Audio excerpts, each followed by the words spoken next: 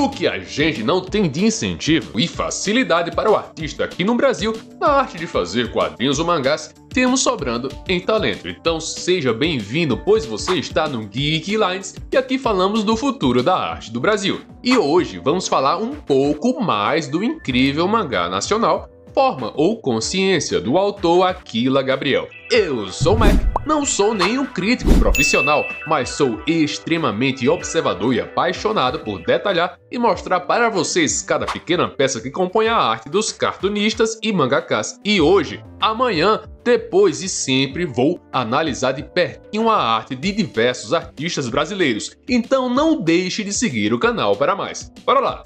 Forma ou Consciência acontece em um mundo repleto de pessoas com aspectos animalescos, cheios de perigos e violência, onde acompanhamos a história de uma mãe em busca de sua filha desaparecida. Como falei no primeiro vídeo, a obra me surpreendeu positivamente. Gabriel consegue transmitir uma forte sensação de medo e curiosidade através dos seus traços, utilizando inicialmente pincéis espessos para criar cenários que, embora não sejam extremamente detalhados, são muito eficazes em transmitir sensações. Isso é algo que considero até mais desafiador do que desenhar belas imagens, porque envolve comunicar emoções e atmosferas de maneira sutil e impactante.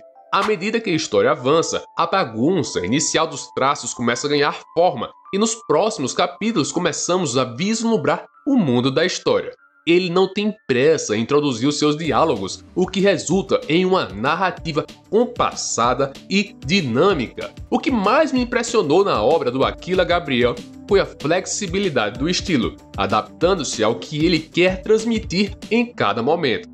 Temos tanto quadros repletos de diálogos quanto apenas com imagens significativas e expressivas, ora mais realistas, ora mais esboçadas, mas sempre com qualidade. Mas foi ao chegar no terceiro capítulo que notei uma evolução no seu traçado e na dedicação à obra, com cenários ganhando maior profundidade através do uso de cinza e efeitos reticulados, tornando-os mais realistas e convincentes. Então, finalmente, chegamos ao capítulo chamado Hospedeiro, capítulo ao qual analisarei e lerei algumas partes com vocês.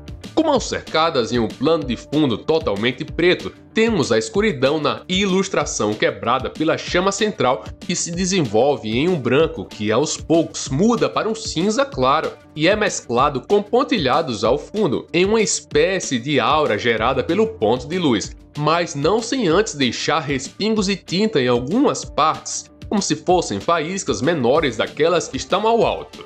Nesse mistério envolvente que a composição traz, temos a explicação daquele mundo. Preste muita atenção.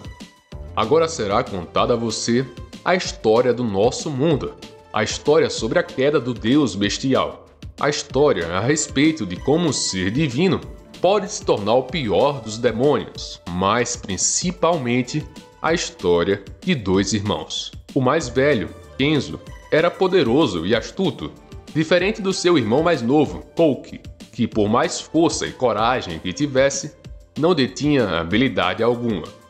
A quadrinização começa angulada, mas com painéis totalmente horizontais na sua extensão. Porém, temos algumas peculiaridades bem interessantes nessa composição.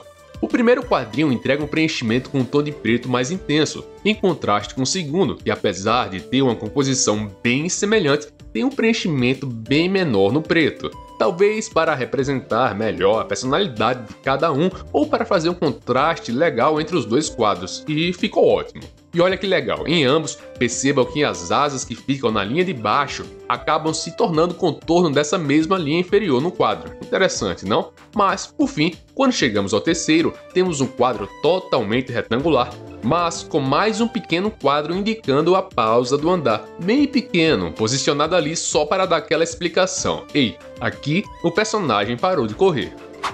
Kouki tentava acompanhar o irmão, aumentar o seu poder junto a ele, porém, não importava o quanto corresse, o poder de Kenzo crescia incontrolável.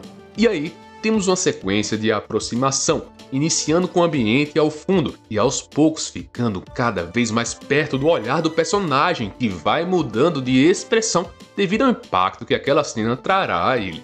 Outra coisa que gostei bastante aqui é da dinamicidade do autor ao utilizar diferentes tons de cinza de modo bem sortido, como na página anterior, só que ainda mais contrastante. O primeiro painel com mais nuances, o segundo mais limpo e claro e o terceiro com preenchimento completo em preto. E aí, temos essa imagem que eu chamaria de Thumb dos milhões. E por que Thumb? Claro, né?